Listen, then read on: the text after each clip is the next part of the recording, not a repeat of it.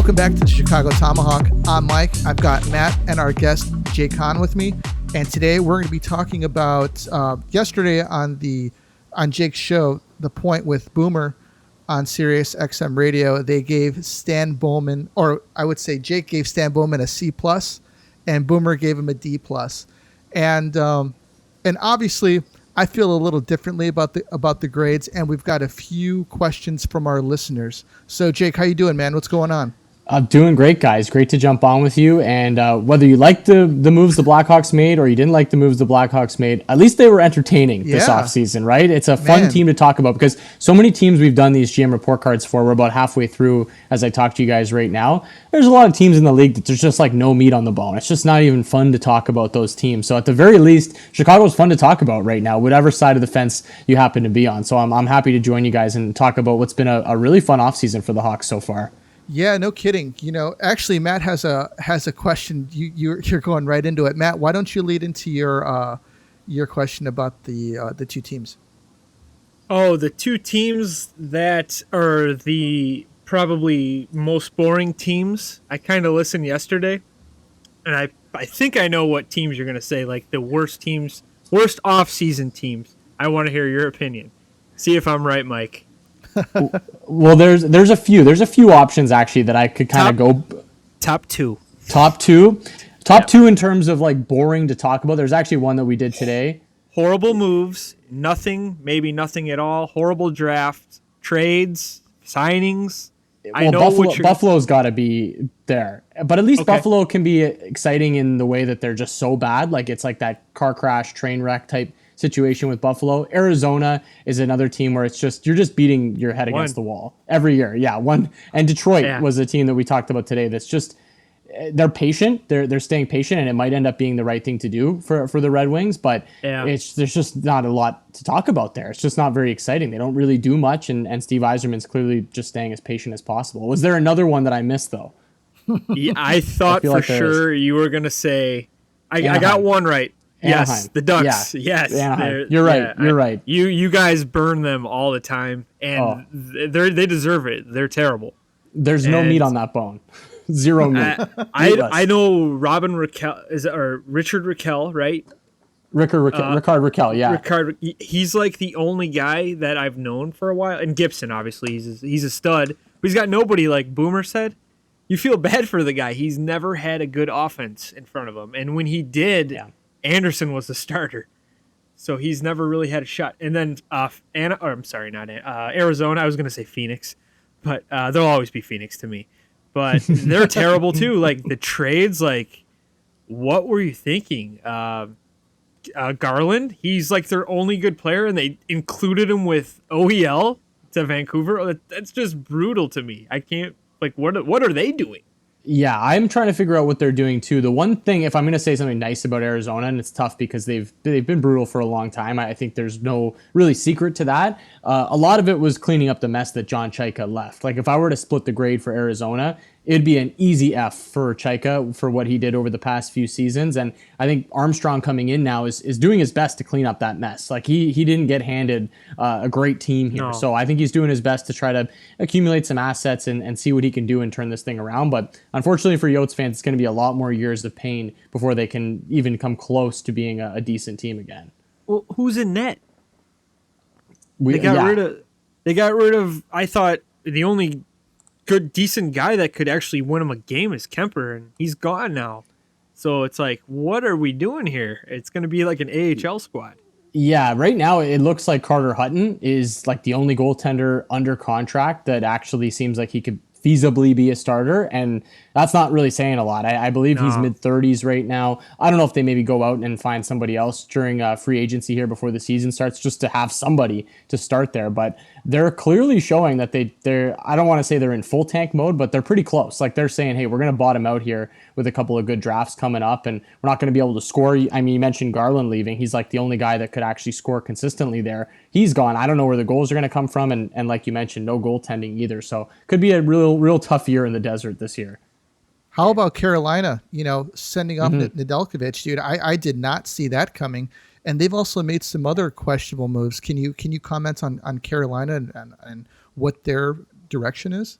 Yeah, I was a little shocked by the whole Nedeljkovic situation as well. And that was something we discussed when we did the GM report cards for the Carolina Hurricanes, because I just assumed after what we saw from him over the course of the season, I know it was kind of a small sample size, but he looked really good. He played some important playoff games for them, and they eventually lost to a really good team. So I just assumed he was going to come back. I was a little bit surprised. I will say they've done a good job since moving on from Nedeljkovic in solidifying that goaltending position. There's question marks in terms of health about Frederik Andersen and Antti Ranta, but if you can tell me both of those guys are going to be healthy, that's a pretty good goaltending combination going into next year. So I'm still really bullish on the Canes, even though there's been a couple of head-scratching moves like the Nedeljkovic move or not bringing him back, like you mentioned, and Dougie Hamilton as well. I mean, you're out, your top defenseman. I'm sure they didn't want to pay that kind of term and the kind of money that he got with the New Jersey Devils, but that's still a pretty big hole to fill now on the back end going into next year. Well, cool. So moving on to the Hawks. Now, I think that there is definitely some, if you want to take Stan Bowman's words on, that he's supposed to be rebuilding. And normally when we mention rebuilding, we're talking about completely wiping a team, starting over from scratch, getting many draft picks, developing draft picks, bringing guys up. And then when these guys are ready to make a push, you trade for some big free agents and then you transform a team.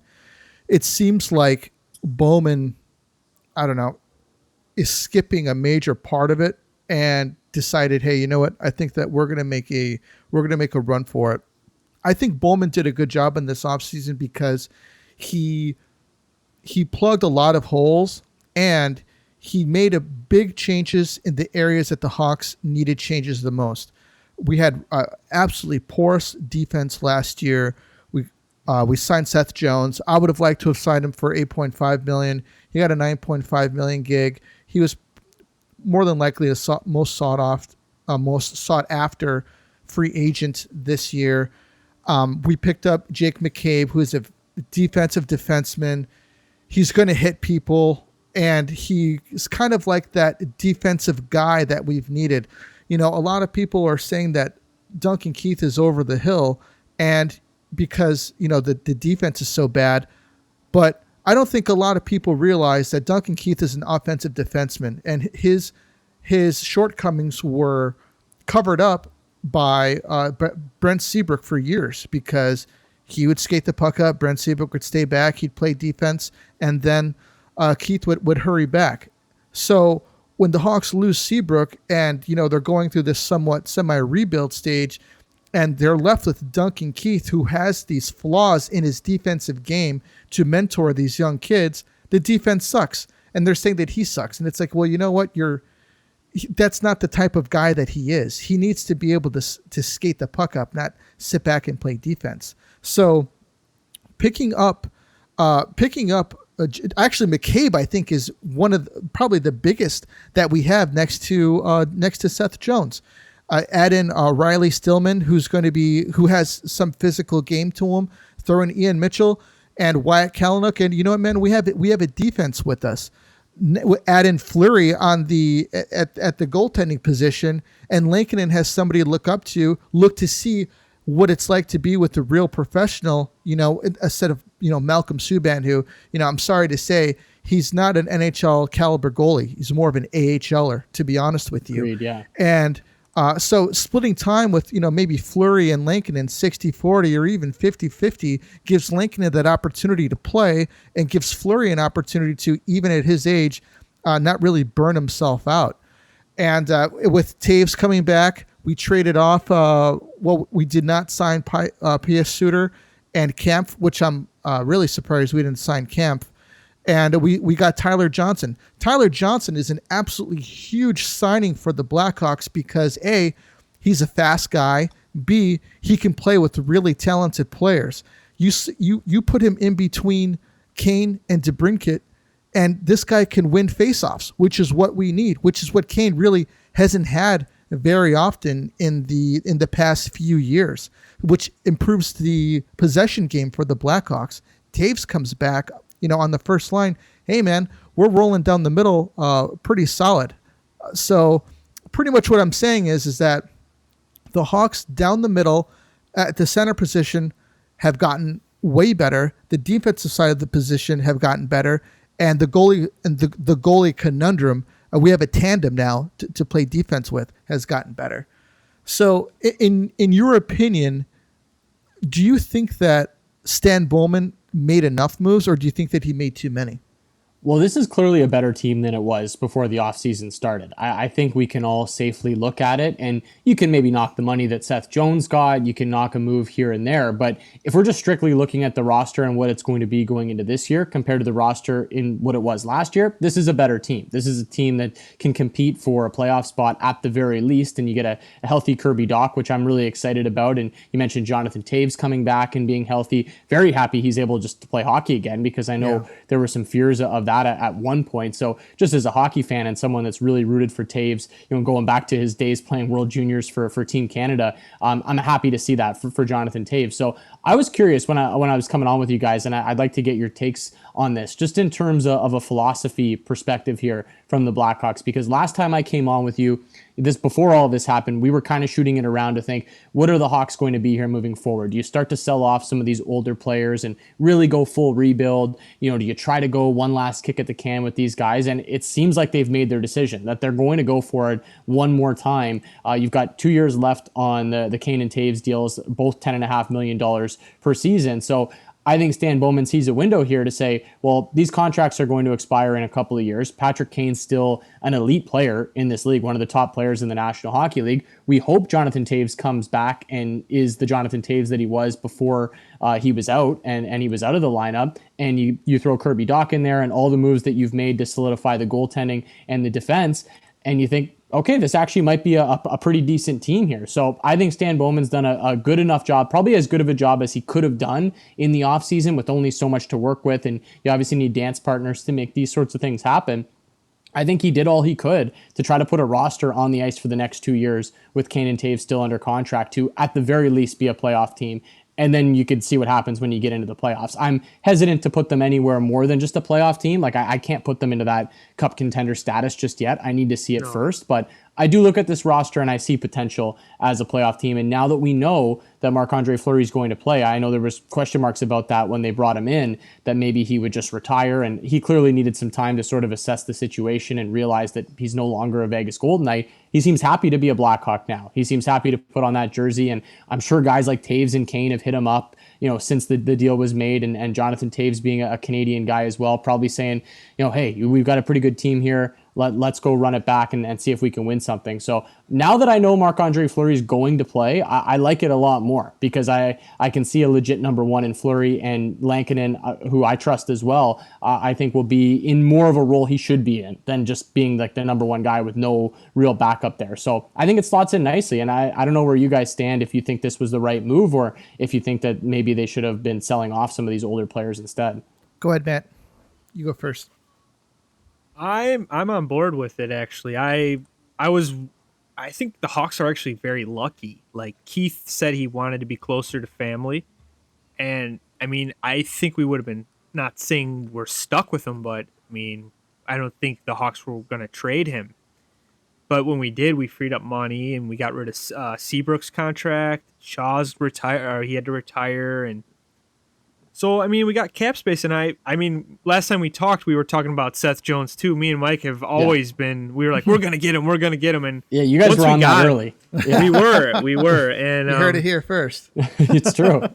I was so happy we signed him, and the money, I honestly don't care too much about, because this year we're practically getting him for free. If you think about $5 million, that's, for a guy like him, it's like nothing.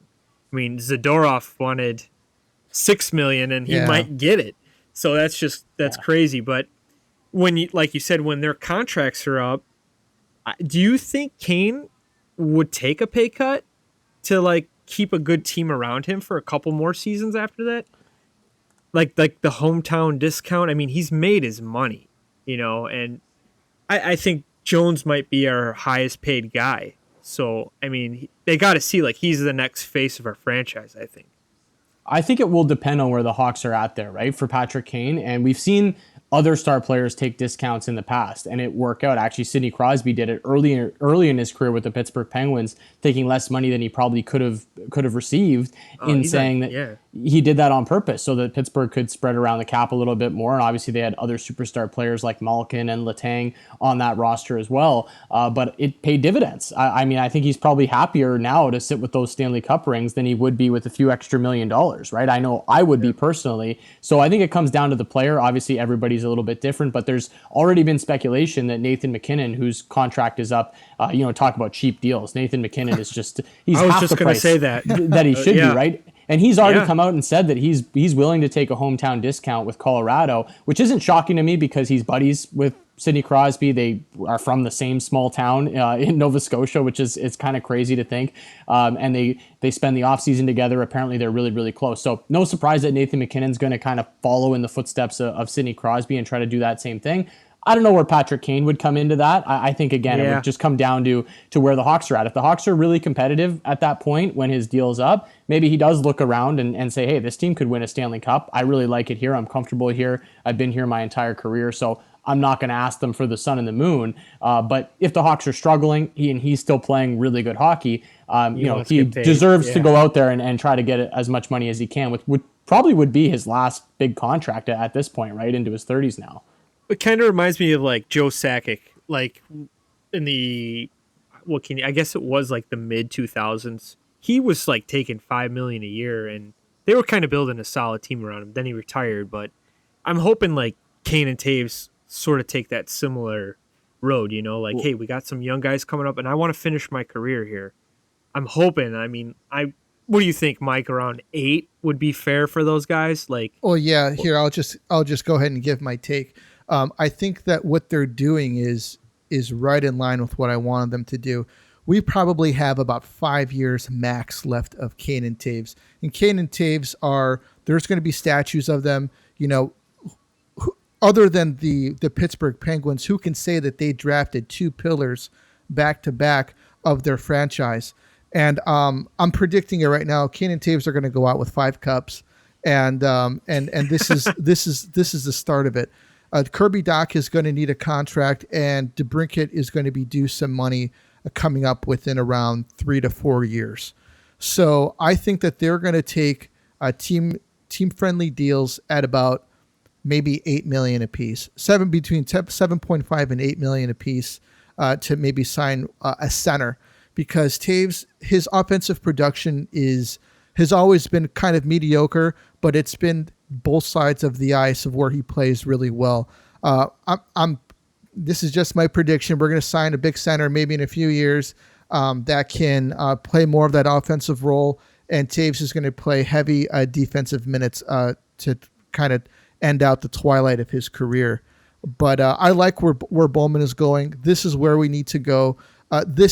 These are the cornerstones of the franchise. Everything that they have right now is built on that. Those cups, everything is built on top of that, and they need to go down with the ship. And when they retire, they can blow it up at that point if they want, or maybe they can figure out a way to keep the ship going with Kirby Dach and DeBrincat at the forefront. Well, I actually, kind of wanted to bring this up too, because when we're talking about the philosophy, and you mentioned the fact that you feel like Kane and Taves still have some great years left, and I would agree with that. I think Kane is still a top player in the NHL. There's no doubt in my mind. Taves, will see what he has to offer after missing a whole season, but before that, he was great. He was kind of bouncing back and looked more like the old Jonathan Taves after maybe a couple down years. Right. It's interesting because there's a couple teams that are kind of doing the same thing right now that had a ton of success. Chicago's one of them. LA is the other team, right? And we saw LA and Chicago kind of go head to head a lot in that Western Conference for years there. Brutal.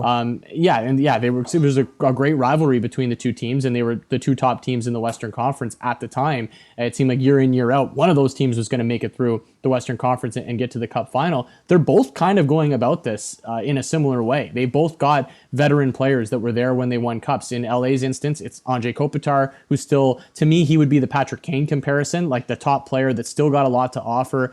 Drew Doughty on the back end, he's overpaid. I think he's making $11 million right now, which is a lot of money. but he's still a good player. I mean, he's not an $11 million player, but he's still a great defenseman, and you still have Jonathan Quick between the pipes. So they have those kind of veteran pillars, and they're sort of trying to build in this, youthful energy with draft picks, and it's almost like a rebuild on the fly with still using some of your veterans. And I think Chicago's kind of doing the same thing right now. You have those young studs like Doc and like DeBrincat, and you still have these veteran players. And I think it's a mix that could work. Those are the types of teams I feel like do have success come playoff time, because you have those veterans to lean on. You have those Canes and the Taves that have been through it before to bring the young guys along. And I think that's better than just a really youthful team that, is all trying to learn at the same time. So I think we could see, a bounce back of that old rivalry. I'm not saying it's a guarantee, but I like what the Kings are doing. I like what the Hawks are doing in trying to get something out of the last few years of these veteran players. I always thought that it was incredible how, the Hawks would be, top of the Central, maybe second, and then the Kings would just barely squeak in at the 8th seed and become this juggernaut that, nobody could play against. It was just absolutely incredible. But yeah, I totally agree with you, Matt. What about you, Matt? I just got a quick question. Do you think the Kings will make the playoffs with their recent moves? I do. Really? Yeah, I have them in the playoffs right now. Division's kind of weak. The division's horrible. Yeah, it's bad. It's Vegas, and then it's fill in the blanks with two other teams, and one of them I think is going to be Edmonton, and I don't even like Edmonton. I'm not on board with a lot of what they've done this offseason, but they have McDavid and they have Draisaitl, and I think that's enough to get them a playoff spot in kind of a weak Pacific Division. So I'm going to give Edmonton one of those spots, and as we stand right now, obviously things could change. Vancouver and LA are the two teams that I'm kind of trying to decide between, because I really like Vancouver. I think they had a weird season, but I was bullish on them going into the year. I think when healthy, they look loaded and they look ready to go. So it'll be Vancouver and LA, I'll kind of be throwing those two teams around for a spot, and maybe the other one even gets a wild card. They'll certainly be in the conversation. But yeah, I think the Kings are a team that's going to compete for a playoff spot, and I think the Hawks are a team that's kind of similar. They're going to compete for a playoff spot, wild card, probably be on that bubble, wild card. Yeah, in a good season, maybe they even get into the top 3. But I think wild card's probably more realistic where we stand right now. Jake, could you give Edmonton an F? Considering they have some dire needs, and it seems like none of them were taken care of. Goaltending. I gave them a D because I woke up on the right side of the bed the day that I gave the grade. So I was like, okay. And honestly, you talk to some of these general managers, getting them on the phone to do some of these shows over the years. You're not going to meet a much nicer guy than Ken Holland. He's just like salt of the earth, awesome. nicest guy. So, it's hard for me to trash the guy, but I have to be realistic. I have to look at the moves and kind of give my opinion. And I just don't think Edmonton did what they needed to do in this offseason. I think goaltending was the one spot that I thought you just can't roll Koskinen and Smith back out there. And I understand Smith had a good season last year, but that's for the expectations that we set for Mike Smith, a 39-year-old goaltender who's going to be 40 soon. Do we realistically see the Oilers going on a cup run with Koskinen and Smith? I just don't see it. So they needed to address the goaltending position. They didn't do it. And it was frustrating to see that goaltending carousel go around and land on different teams. And, Nedeljkovic goes for basically nothing. And, even the Hawks bringing in Marc-Andre Fleury. I'm seeing all these moves and I'm thinking, where's Edmonton? Like, why can't they jump in on one of these moves? And they seemed, like they were looking at other shiny toys, and they really seemed enamored with Zach Hyman, who I think is a good player, but I just don't think that should have been a priority for the Edmonton Oilers. And I think out of all the teams, I think they were the most frustrating for me this offseason, because I don't think they addressed what they needed to. Do you think that the Hawks won that trade again with Duncan Keith? I thought Edmonton was crazy for taking that deal. And I love Duncan Keith. He's like my all-time favorite Blackhawk. And I just couldn't believe that they took his cap with no salary retained, and they pretty much gave us Jones's little brother for just in it. So just to help us. To help us get that's the deal. Key, right? Yeah, that's the key. No salary retained was the shocking part of the whole thing to me. And I think the Hawks made out like bandits, because they're trying to get rid of Duncan Keith anyways. They get rid of him, and they get something back in return, and they get rid of that money off the books, which I think is key if they're going to want to compete for a couple more years here. So I love the deal for Chicago, and that's not to say that the Edmonton Oilers can't be competitive with Duncan Keith. I actually think Duncan Keith will slot in okay for the Oilers, and he'll give them some decent minutes on the back end in a lesser role behind some of the Oilers' top defensemen there. So I'm not saying that he's going to be ineffective for the Oilers, but I think if you are looking for a winner or a loser, it's a clear win for the Blackhawks in that deal. Absolutely. Yep. So before we get to questions, I had one more for you. Colorado lost Brandon Saad, second line left wing. I think that's a big hole that he's going to lose, not just offensively, but defensively. Do you think that, and they lost Grubauer, do you think that these are two, do you think that with these two moves, not, keeping these guys lowers them in the expectations for next year?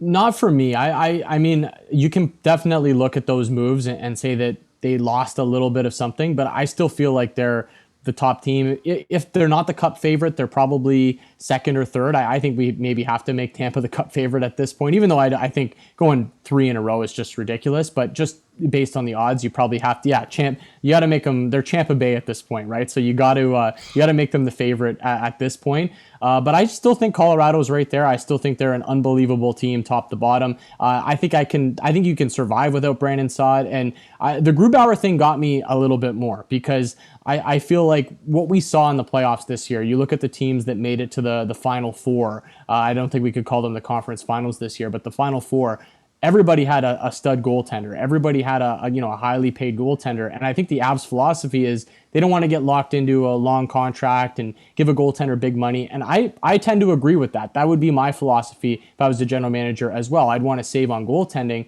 But I do think that, maybe we learned something this year, or maybe it was just a one-off this season, that you do need those goaltenders if you want to win 16 games come springtime. And I just worry that Darcy Kemper can stay healthy. He just can't seem to stay on the ice long enough for an entire season, let alone an entire season and 16 wins in the springtime. So I have my concerns about the goaltending position in Colorado for sure. But if you can guarantee me, if we can do the video game thing where you turn injuries off, I like Darcy Kemper. He's a great goaltender, but unfortunately we can't do that in real life, and injuries are going to pop up. So hoping for him he stays healthy. That's for sure. All right, cool. So we're going to move on to our first question, and this is from Nick H. And he goes, I'd like to hear Jake's opinion on how long we can realistically expect Fleury to be with the Hawks and how that will affect the handling of Lankinen. I would like to see a 60-40 Fleury-Lankinen split. What does Jake think?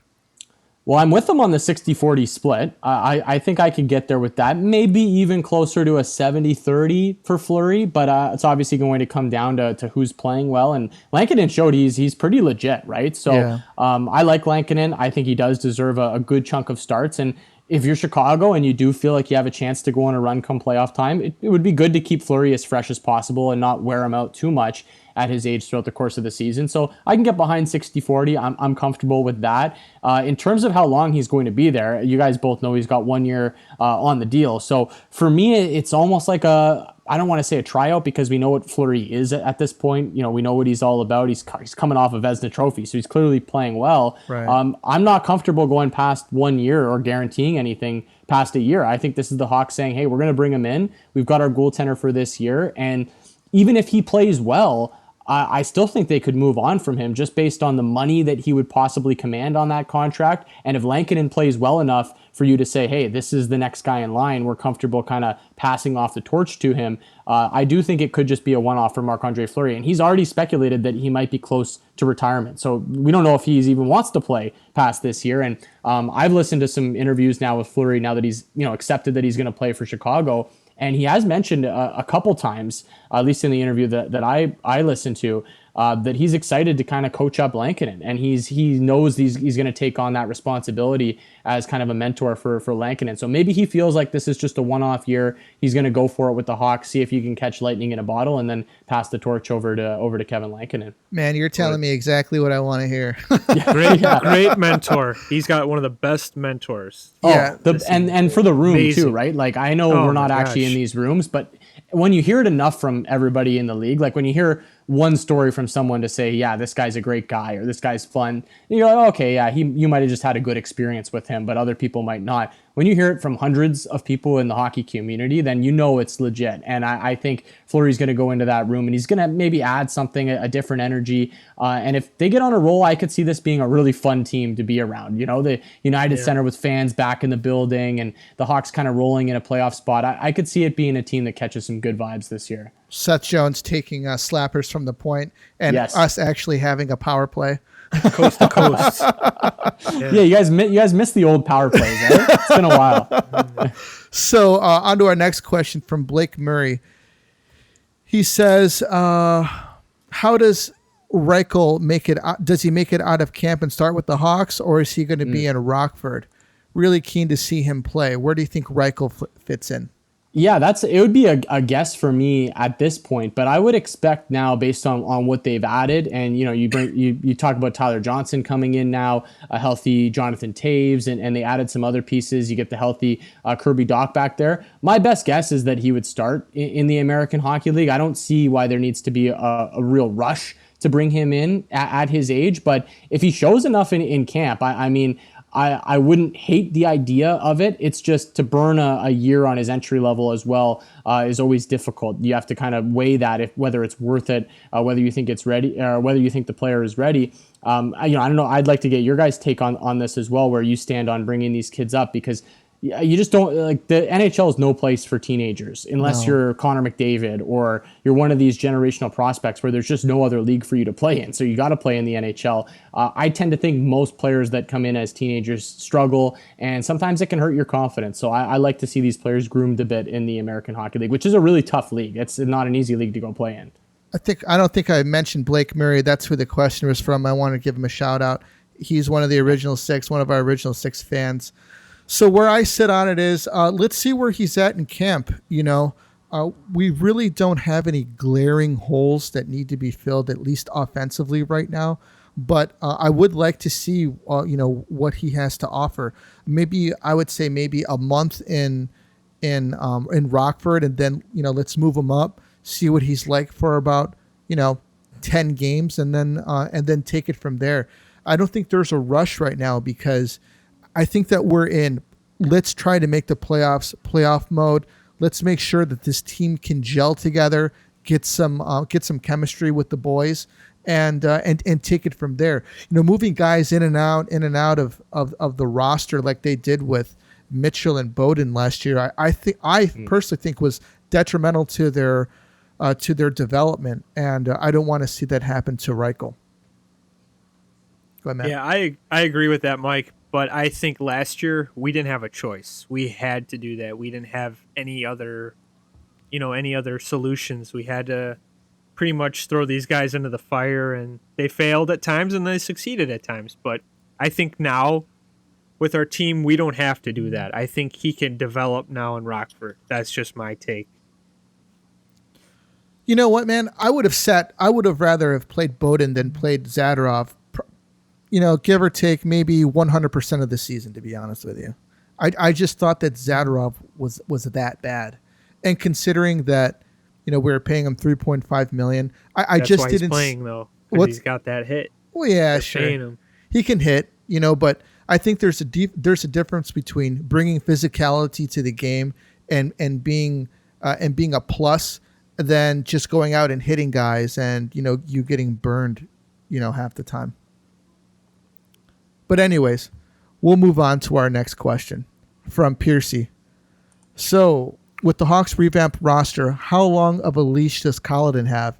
If the Hawks are garbage by Christmas, is he gone? Seems like there's no time for fucking around with him anymore. Not with this roster.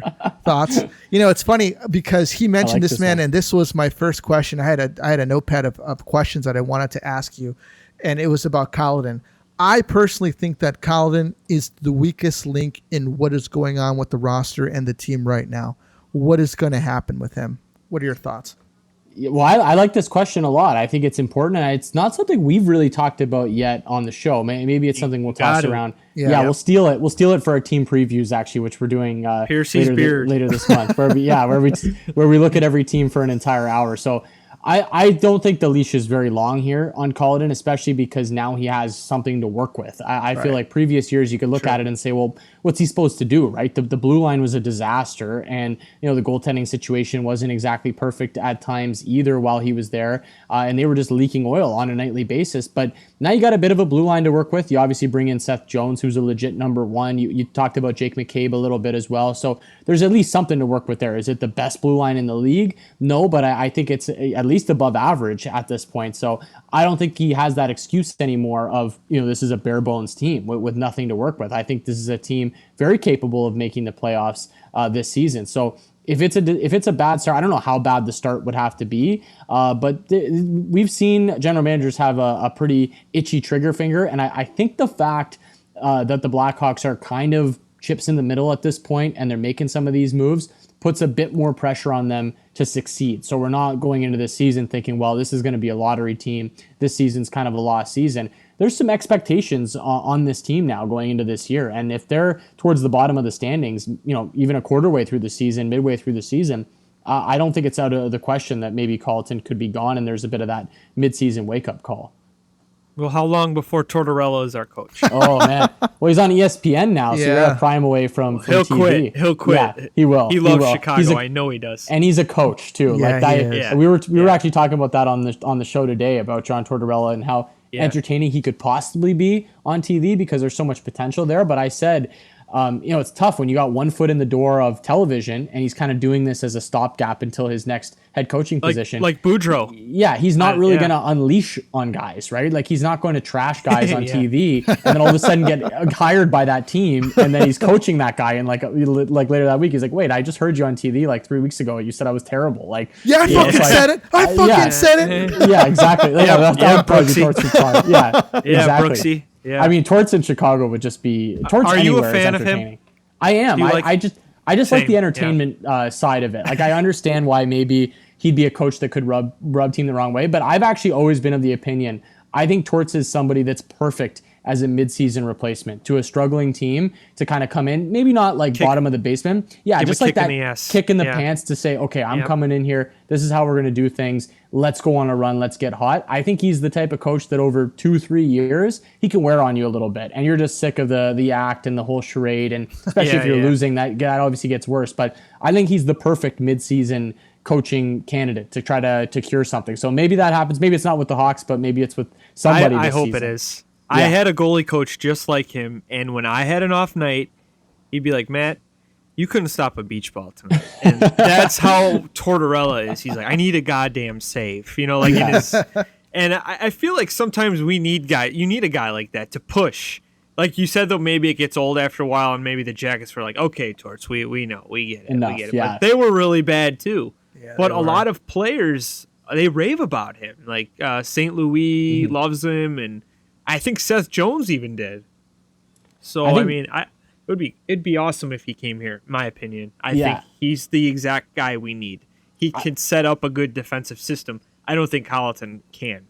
I think he's the type of guy when you have a winning team, he'd be a lot of fun to play for. Like you're kind of going to war. Yeah, might get a little crazy here and there, but when you're winning, it feels good. When you're losing, I think that like we all know Columbus wasn't great the past couple of years, and he's probably going in doing his whole same thing. And I think even the room knows, like, come on, we're not a playoff team here. Like we're doing our best with what we've got, but we don't have a great hand to deal with. And I think that led to him not having the job there. But I don't think he's going to last too long on the market. I feel like he is going to be that candidate that, I'm not saying it's going to be Chicago, but maybe another team in the league that has a rough start and fires a coach. I think Torts is going to be towards the top of the list of most teams out there. I want to retouch on Torts in a second, God. But go on ahead, Matt, with your question. Oh, it's from Nick from the FHN net. Actually, it's not really a question. It's more like kind of like a little bet, I guess you could say, a little rivalry. Who is going to be better, Chicago or the Rangers? I obviously said Chicago. Yeah, we got better, and I think New York got tougher, and they lost a really key offensive player. And I think we could be a better team than them. Well, here's how I'd answer this. I think the Hawks have the better chance to make the playoffs this year. That's where I sit, because I think the division sets up a bit more for them. The conference sets up a bit more for them. I think the Rangers are still going to have a tough time. It's just so competitive in the Eastern Conference right now. The Atlantic's stacked, the Metro's stacked, and there's only going to be a couple wild card spots up for grabs. And there's good teams in the Atlantic that won't finish in the top three. And there's great teams in the Metro that won't finish in the top three. So if I'm strictly putting the two teams side by side and we're taking conferences and divisions and everything out of it, I am going with the New York Rangers. I think they're just slightly better at this point, but it's not by much. I don't think it's a big gap between those two teams. And if I'm betting money on one of those teams to make the playoffs, I think I feel safer with Chicago right now, just based on where they are and the division that they play in. And I think it's just going to be supremely difficult. Like, who do we bump out to put the Rangers in the Metropolitan Division? It's going to have to be one of these powerhouse teams that makes the playoffs every single year. I think Carolina's a playoff team going into next year, back in the Metropolitan Division now. Washington, they've had their struggles in the playoffs, but they're always a good regular season team. Pittsburgh seems to be playing quite well over the past couple of seasons. I think they get a spot, and the Islanders are there too, and Philly's going to want a spot. So you start to run out of spots for the Rangers. It's going to be really competitive for them. One follow-up here. Yep. What happens game 1 versus the Capitals? Who is on the ice? Who's dropping them? Is it going to be Reeves versus Wilson, like Andre the Giant versus Hulk Hogan type of match? Or what? I'm hoping they send a message early to Rangers, like, hey, we had to reamp our whole team because of you, so let's get this out of the way. I'm curious what would happen there, because Tom Wilson's a tough guy. We know he throws the body around. We know he's not really afraid to drop them, but I've noticed throughout the course of his career that he can maybe duck and dodge some of the bigger heavyweights in the league, and I've seen him try to catch guys napping a little bit, like guys aren't really ready for the fight, and he'll jump them. And that's not to say he's not a tough guy. Like he could kick the crap out of most guys in the league, but I think he picks his spots a little bit, and I feel like a fight where him and Ryan Reeves are just dropping the gloves at center ice and it's a fair fight, I don't know if that's one that Tom Wilson really wants a piece of, but he might have no choice. I don't think Reeves is going to give him too much excited. of a choice. I'm excited for that. Sign one. me up. And they're going to play a lot, right? So I'm sure they'll have plenty of opportunities to have some animosity. I couldn't imagine of doing something stupid and then being on Ryan Reeves' shit list, Oh, God. He's probably got Tom Wilson, number 1, Evander Kane, Evander 1B. Kane. Yeah, Kane. 1B. I hope none of us are on that list. Yeah, no kidding. I'm not saying anything bad about Reeves. Yeah. So no chance. I think he's a great player, to be honest. Me too. I actually do. I'm not even just saying that. I do think he's underrated.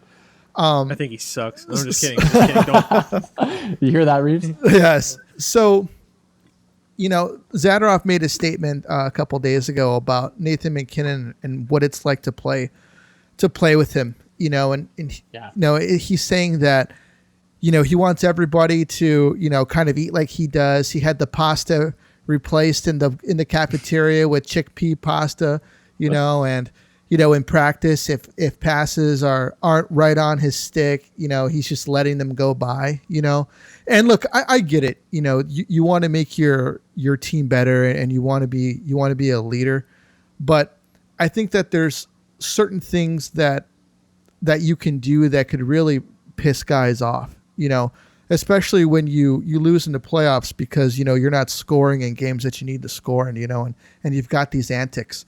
Now, I'm not saying that, Nathan McKinnon is a bad leader. I'm saying that he's a young leader, and I think that some of his antics might be, maybe might just be a little bit too much. And I want to use Torts as an example, because as a coach, he goes out there and, he says stuff, and he goes to get you pumped up, but he's not changing your way of life, and what you want to do. Personally, if I was playing with McKinnon and, we're in practice and we're all putting it out there, and I make a pass and it's, not right on the tape, but maybe a little bit ahead of him, and he just lets it go by, and he wants to, blame you on it, that would piss me off, man. Where do you stand on with, I'll even say it, this borderline diva behavior that some players will call leadership? Yeah, I think it's really interesting, and it's kind of been the topic of the hockey world. We're in August, we're in the dog days. There's not a lot going on now that free agency is over. So a lot of people have kind of been talking about this and whether they think this is a good idea of leadership or whether this is maybe going a bit too far. I think some of the things in there are a bit too far, like changing the pasta for other guys. Like, it's fine if you want to eat like that. If you want to be that guy that really takes care of yourself and eats right, that's great. I think that's all good. You should do that if that's the route you want to go. But I don't think you need to sick that on everybody else. You can suggest it to some guys and say, hey, I've got this diet plan. It's working for me. Maybe you should try it out. But I don't know about forcing it on guys. I think everybody sort of has to make their own decisions, and everybody's a bit different, right, with their body and what they want to put into it and how they want to get out of it. Like, Phil Kessel, right? He's someone that's kind of like a freak of nature. Do you really see him eating like the healthy pasta? And I could be way off on that. Maybe Phil actually is chili eating dogs. I wouldn't want him to. No, exactly. Just keep eating the chili dogs and keep sniping like 30, 35 goals. That's totally fine. But I think some of what came out is a bit far. And again, how much of it is 100% true? How much of it, is just sort of, word of mouth? But I'm going to believe it because it's coming from a teammate and someone that's sort of played with him. It hasn't been denied or shot down as of yet, as of our conversation right now. So some of it would tick me off. I mean, the thing that you referenced where he's missing passes by just an inch and letting them go past him, that would frustrate me. But in a way, also, if I was that player, I think I'd be competitive enough to say, bite my tongue and say, okay, I want to be better. I want to make that pass a little bit better. So some of the practice stuff I think I'm actually okay with, but the diet stuff and changing things that your teammates do off the ice, I think that's stuff that you kind of need to stay out of, and you can give your opinion on, but that it probably needs to be left at that. What do you think, Matt? Yeah. Well, I'm kind of going to jump back to Ryan Reeves with this. I think a guy like Ryan Reeves on your team would keep that behavior. Like, he wouldn't let that happen. Like Jamal Mayers. He'd kind of keep guys. Actually, the guy in Boston was Sean Thornton. He kind of kept his teammates in line. Like, hey, you don't act like that. Don't act like that. He keep you honest. As far as the pasta thing, I didn't really hear about that, but that's kind of crazy. But you know what? I think could be the future captain over there. I don't know if Landeskog was probably the right decision to re-sign him. I was on the Grubauer train with that. I thought they did the wrong thing, and I thought McKinnon would be wearing the C. But you know what? I think he's, like you said, Jake, he's from the same town as Crosby. Those two are like twins. They do like the same things. I could see him being more of the quiet, like follow me leader on the ice type, like my actions. Maybe not so good of a locker room captain, like a Taves maybe. That's just me, but I mean, we're not there, so we don't really know. He seems super competitive, which, no obviously doubt if you get to this point as a professional athlete in really any sport, you have to be competitive. But he seems like he's got a bit of a different edge to him. And you could tell at the end of the season, like obviously any team that gets knocked out is going to be upset, but he's could tell pissed. that he was like, it wasn't even just upset. Like he was just like pissed off that this season was over. And I think he puts a lot into it. So he puts his heart into it, and you can agree or disagree with the leadership tactics, but I don't think you can discount the fact that he wants to win really bad. Right. And I don't think you're ever going to come in and say, oh, Nathan McKinnon doesn't want it, and he's dogging it out there, because he never dogs it. So we do have to give him credit for that, because I think he, all of this that he's doing, whether you think it's the right thing or not, is all about trying to get the team to its ultimate goal, winning the Stanley Cup. But you mentioned Landeskog as well too. Like, what does he think about all this? I'd love to hear. I'd love to hear his take. Like, he's the captain. He's the stooge in the back. Yeah. I got the passes. Those are some shit Who's passes. the captain here? Who's the captain This is here? good pasta. This is really good pasta. Maybe he's on board with the whole thing. Like maybe they're like a tandem or something. I don't know, but I don't know. Yeah, that part was kind of curious to me. Like, who's the captain here? Is it Gabe or is it Nate? Exactly. Yeah, it sounds like Nate is, but I mean, I think if you had a guy like, Taves was struggling at times. He kind of had like a Seabrook like there over his shoulder, like, hey, calm down. I think McKinnon needs one of those, like a guy that'll keep him in line. Like, come on, don't say stupid stuff like that. Like, you know what I mean? Just let's play hockey, do your job. Yeah. And I think this is all gonna blow over and stuff, but still, I mean, like you said, Jake, like this guy, he's not even wearing the C, and Landeskog's like, oh, I'm whining about my contract not being done yet. Blah, blah, blah. I want $8 million a year or whatever he got. Yeah, and McKinnon's over here eating chickpea soup for lunch. Yeah. No wonder why he's mad about everyone's food. He's not getting paid like Landeskog, and he's made twice the player. It's made for some good social media memes. Though. Oh, it's been great. Like people like McKinnon kicking down the door if someone's like opening a candy bar wrapper or something like that. Like there's been some good ones out there. So at least it's given us some entertainment here in the dog days of the hockey off season. Yeah, it's getting to like some of these Chuck Norris jokes, man. They've been really good. So Zadorov brought this all up, right? Yeah. That's probably why he's not in Colorado anymore. Oh, dude, it's going to be interesting. Flames versus Avalanche. I could see McKinnon being like, who the hell do you think you are? You get 100 million hits a year and you get 2 points. Shut up.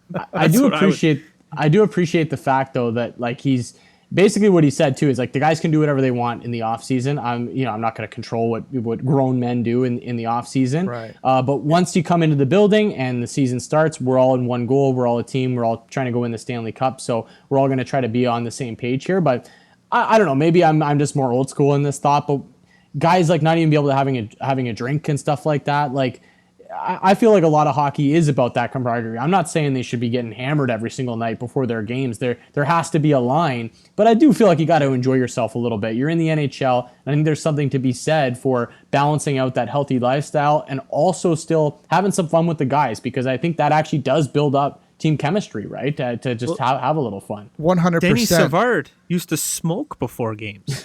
According to Jeremy Roenick, I read his book, and he's like, man, I'm here. I am a 19-year-old kid in the locker room, and I see this little French guy smoking outside the locker room, and he's like, "That's Denny Savard." And then he'd go score 3 goals. McKinnon would murder him if that was today. Yeah, actually, Jake, that's one of my main points is that, not being able to hang out with the guys, and maybe some guys start to resent you a little bit because, some guys will respond to that and be like, yeah, I need to work harder. And then there's other guys that are like, you know what, man, this guy's a dick and I'm sick of playing with him. They won't respond to that.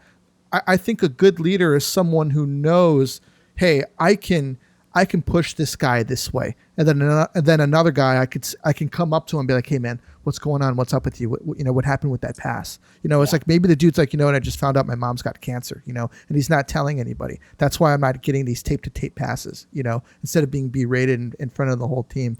I mean, I really do. I like McKinnon, man. Watching his end of season press conference right after they lost, I felt it. Like, oh, yeah. I'm like, that's what I would feel like, because I'm a pretty competitive guy, and you could see that it was just eating him inside. Like, I can't believe I am sitting here doing this fucking press conference after this game. You could just see it in his eyes, even with the way he's responding to the reporters.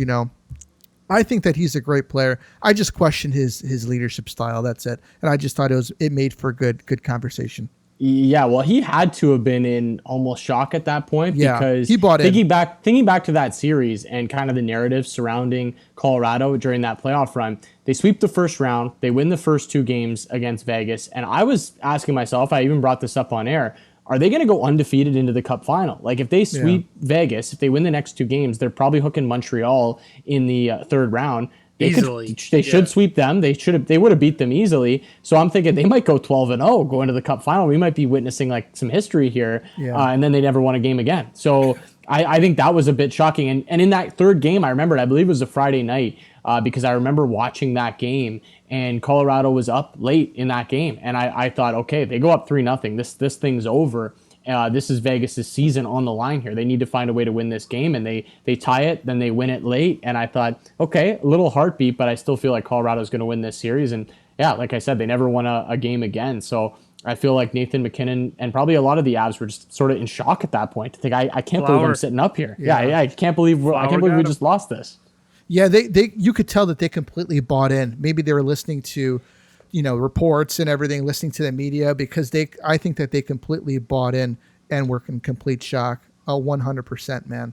I would have much rather have seen Colorado versus Tampa Bay in the Cup final. Would have been great. It really sucked. That I mean, that Cup final was not fun. Like I've now looking back. Yeah.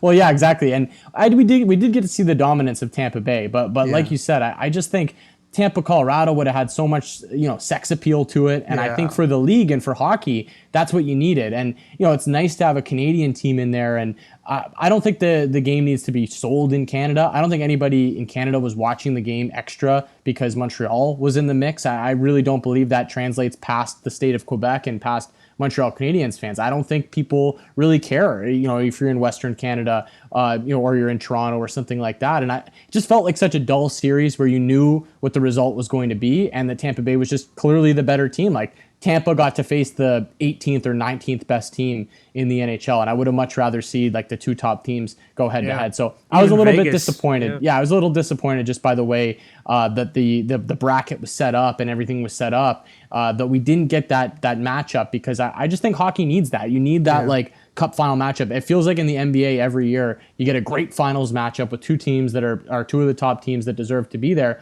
And in the NHL some years you just don't get that. Like we got Tampa Dallas the year before. Dallas was kind of a surprise story, and now we get Tampa Bay Montreal. I'm just waiting for that like delectable matchup in the Stanley Cup final. Maybe like the Blackhawks versus Tampa Bay in 2022. Exactly. Well, that was I thought the Bruins was good too.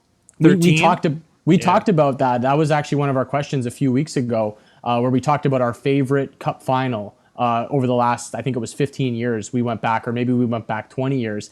And I said, my answer was Boston-Chicago. That was my answer for best series, because you go back and look, and I'm sure you guys remember it as good as anybody. You go back and look at that series and some of the games and lead changes and double overtimes, and there's like a 6-5 overtime game in there as well. And then obviously what happened to win that series at the end with Dave Bolin scoring that goal and throwing the gloves off, even though he still had like 45 seconds left. I was like, it's over. Yeah. It's over. The game's over, Yeah. You're like, okay, wait. We still got to face off. We still got to like lock this thing down. But he should have fought somebody. All right, let's go. That was the series that when I went back and I looked through the box scores, I thought, man, this was just like a banger of a series. Like there was not a single boring game here. Yeah. I thought the Tampa Bay Islanders series was better than the Cup final. That should have been the final. Yeah. That would have been great. Yeah. I hope they can get Tarasenko, the Islanders, jump into them, because if they get a stud, an offensive stud, they're going to be a very, very good team. Scary. They're already scary. Tarasenko, Barzal.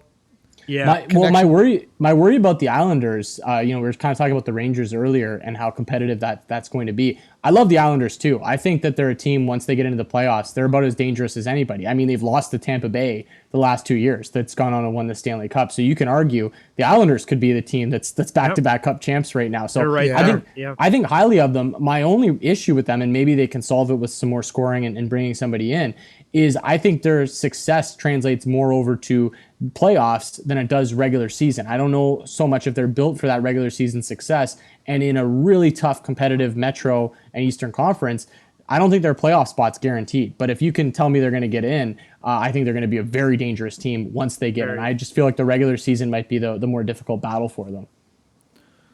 Well, thanks, man. I really appreciate you coming on with us. We love having you on. We love talking hockey. We had a great hockey conversation tonight. We're definitely going to get you back on in the future. But once again, thanks a lot, man. That's all that we got for you tonight, everybody. This is the Tomahawk, and we're out of here.